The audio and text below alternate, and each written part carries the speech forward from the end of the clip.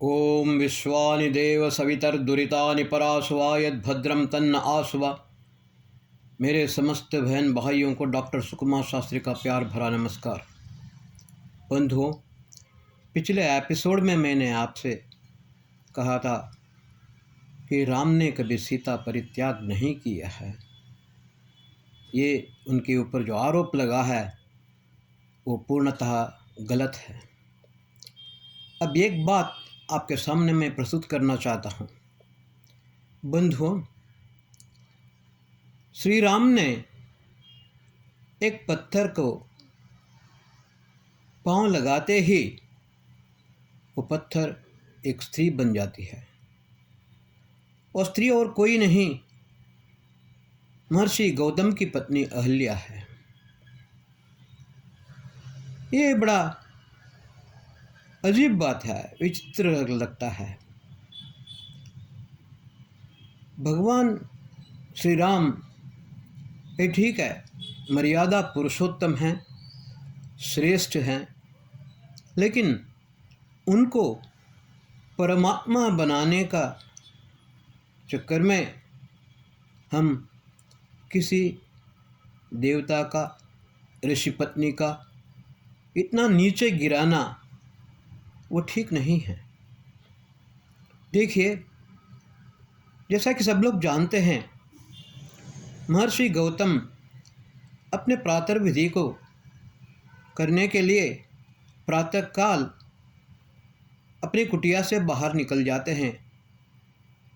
उस समय इंद्र उनके घर में प्रवेश करता है, उनकी कुटिया में प्रवेश करता है और अहल्या के साथ व्यभिचार करता है।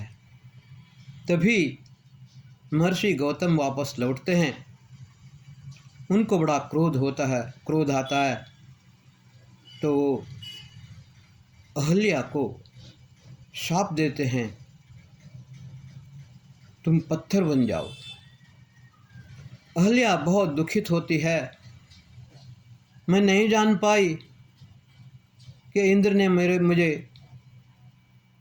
मेरे साथ गलत काम किया है। मैं यही समझी थी कि आप ही आए हैं, मुझे क्षमा कीजिए। बहुत रोती है, बहुत दुखित होती है। उस समय द्रवित होकर के महर्षि गौतम अहल्या से कहते हैं, एक समय ऐसा आएगा, राम आएंगे और उनका पाद स्पर्श होते ही तुम फिर से नारी बन जाओगी। इस कथा का जो वास्तविकता क्या है, मैं आपके सामने प्रस्तुत करना चाहता हूँ, क्योंकि वाल्मीकि रामायण में नहीं आता है। ये सब भूप भट्ट की मनोगणंत रचनाएं हैं। बंधुओं, क्या होता है, यहाँ पर 3 शब्द हैं, एक गौतम, दूसरा अहल्या और तीसरा इंद्र। गौतम का मतलब है तम, अर्थात अंधकार को गौ नष्ट करने वाला। अहल्या का अर्थ है अहनी लीयते इति अहल्या, दिन में जो लीन हो जाती है, नष्ट हो जाती है या दिखाई नहीं देता, वो रात्रि है। और इंद्र, इंद्र का मतलब सूर्य, इंदो रमते इति इंद्रः, इंदु चंद्रमा है। चंद्रमा में स्वयं प्रकाश नहीं होता है। जब इंद्र का प्रकाश प्रतिफलन होता है वहाँ पर, उस समय चंद्रमा में प्रकाशित हो जाता है, इसलिए इंद्र को सूर्य कहा जाता है। सूर्य के प्रकाश से ही चंद्रमा प्रकाशित होता है। अब ये आपके सामने सारी बातें स्पष्ट करता हूँ। देखिए, जब चंद्र पश्चिम यान में जाता है, यानी रात समाप्त होने वाली होती है, तब गौतम जो रात के अंधकार को नष्ट करने वाले, वो पश्चिमयान में पहुंच जाते हैं। और इंद्र उस समय सूर्य का उदय होना आरंभ हो जाता है। पहले अरुणोदय होता है, बाद में सूर्योदय होता है।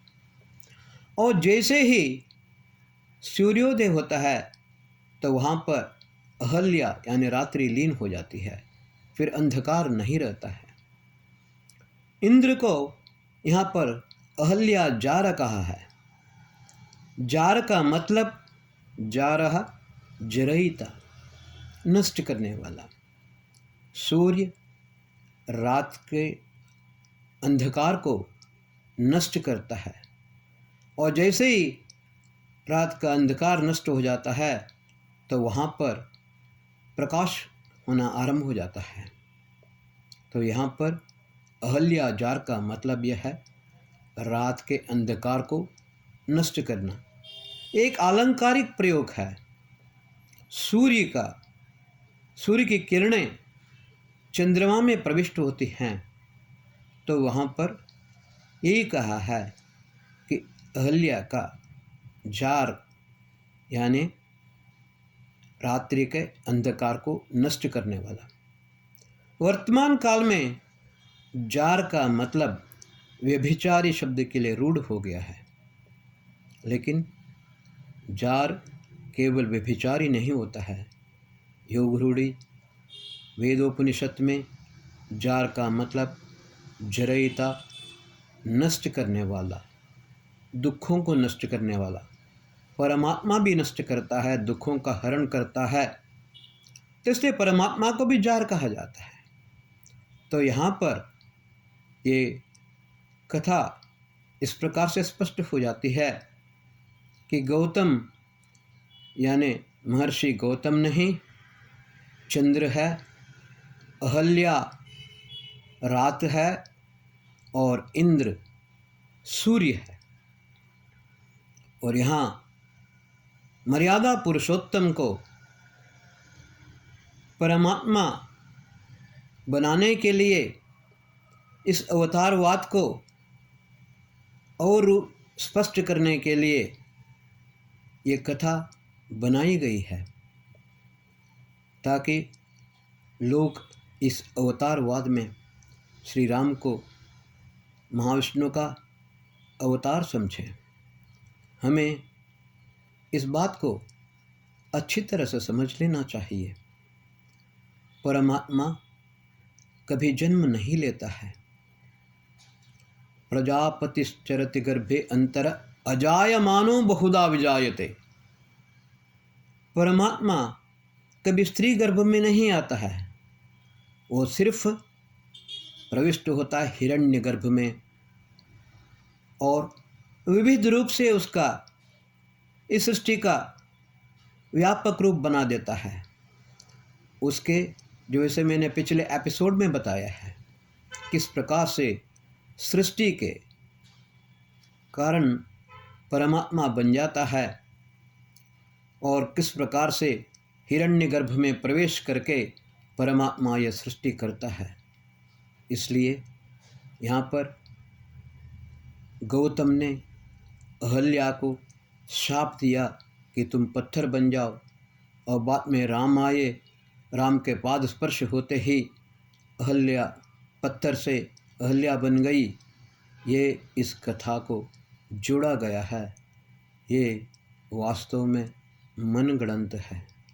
इसे हमें अच्छी तरह से समझ लेना चाहिए और हमारे ऋषियों पर, देवताओं पर जो लांछन लगाया जाता है उसका निराकरण और स्पष्टीकरण होना चाहिए।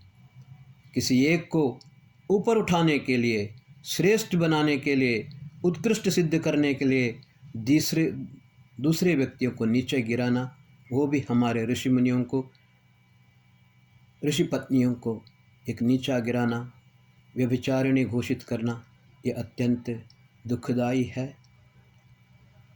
ओम शम।